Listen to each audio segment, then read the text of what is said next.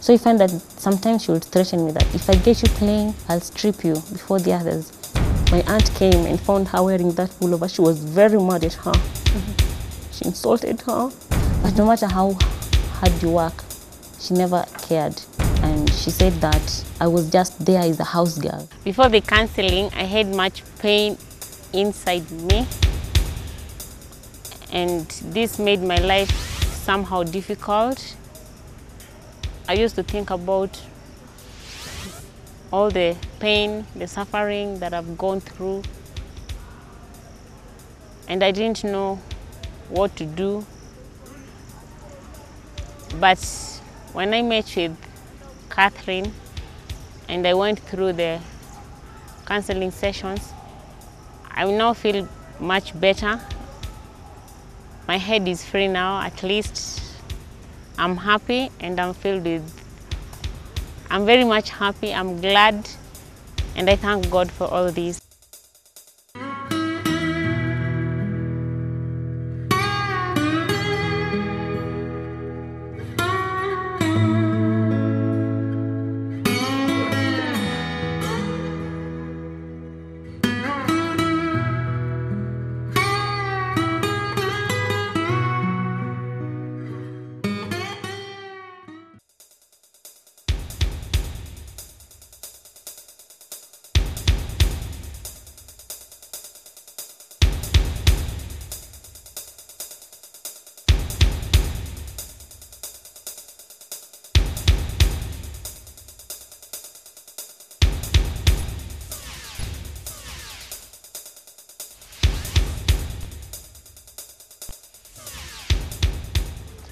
Female genital mutilation, commonly known as FGM, is a practice that has claimed millions of lives, if not hundreds of thousands. Now, this practice has been going on in Africa and the whole world for a long time. Although there is no government or organization that has kept clear statistics on the number of women and children who have gone through this practice, it is evident that they are in the numbers of hundreds of thousands, if not millions. Before we start our program today, let's take a look at this video. It's the only way I know how to put my life to the problem of this horrific, worldwide spread practice. And so I have to find a way to give the story, to focus and bring it to the image, into the cinema, and to tell the truth of really what FGM, female genital mutilation, is about, or what it is. So first I wrote the book, and the book was not, the people read it, but they knew the story, but still the problem was still here. And I thought, well, how can I bring it different level to change this problem? And the movie, I agreed to do the movie because a couple of people asked me if they can do the movie, and this was the movie. I just said, go ahead for it. It was the day of my mutilation. That day, I can remember lying down under the tree as they tie my legs and my feet, and left me bleeding there. This was not meant to be God's way or the greatest. I knew something's wrong and that I have to come for this if I stay alive. There's something really terrible happening to women and girls, and it's absolutely brutal war, and it's a silent, and it's being ignored, and it's being used for all kind of excuses, and it's got to be changed. It's got to stop this. Get up! Get up!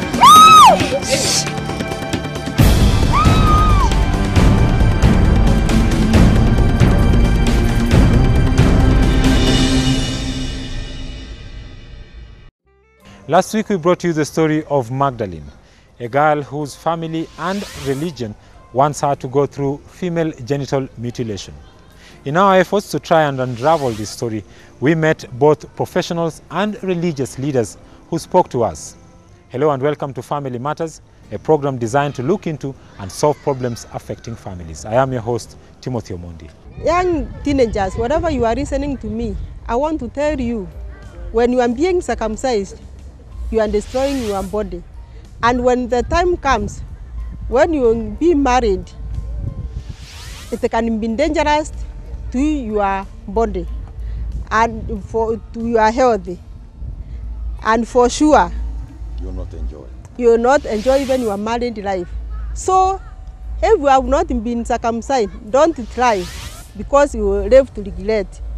It can be very harmful and dangerous even to your body. But so to speak, concerning what I know about the FGM is that when somebody goes through that, the destiny of the girl child, some of them would have wanted to be teachers, others would have wanted to be doctors, others would have wanted to be even lawyers, or even far be presidents or something, because destiny is in within.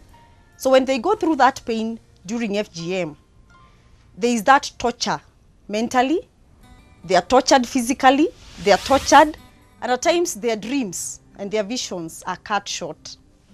So concerning the FGM, I'm not for it, and I want to say it again and again, I am not for FGM.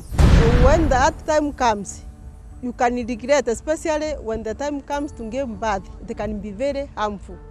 So, it's better and encourage all the ladies, those young ladies, those teenagers, whatever they are listening, to come in the church and be taught how to go about it, how to move from that age group to the other age group in a Christianity way. I've seen quite a number of women bleeding, and simply because they might not even have maybe open the way and we cut, and or they got a tear and we stitched, but they have these hidden tears, especially on the part where there was a scar. And I remember one example. We delivered a mother. I was actually the one who was looking after that mother. And after some time, she was bleeding.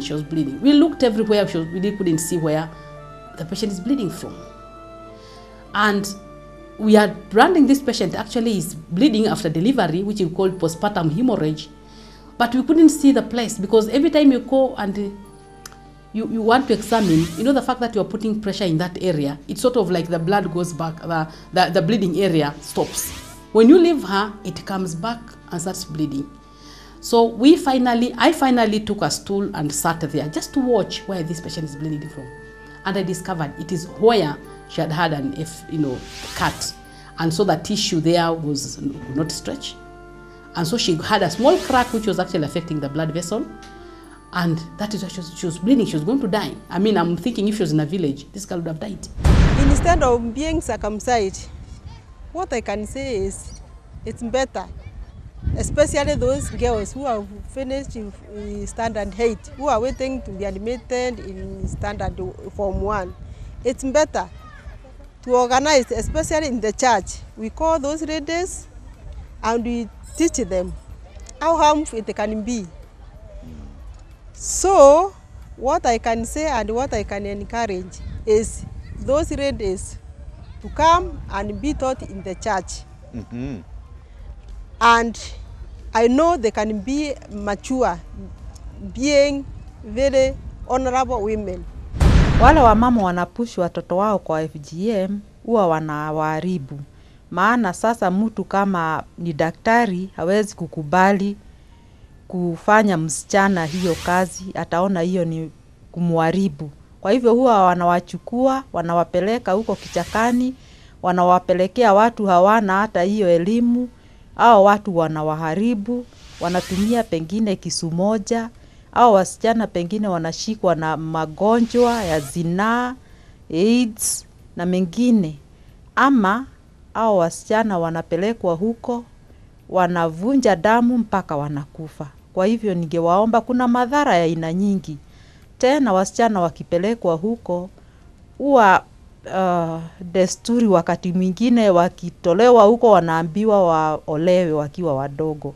Wanaambiwa wamehitimu miaka ya kuolewa kwa sababu wamepitia hiyo FGM. Kwa hivyo ningewaambia madhara ni ya aina nyingi na tusijaribu kufanya hiyo. Ni makosa kabisa. Mata, get on this up. Get up. Mata, get on this up. Get up.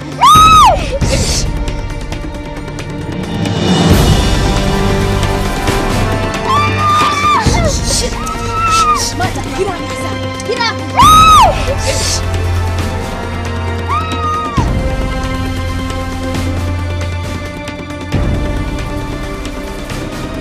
But within the church, you have some people of more or less your age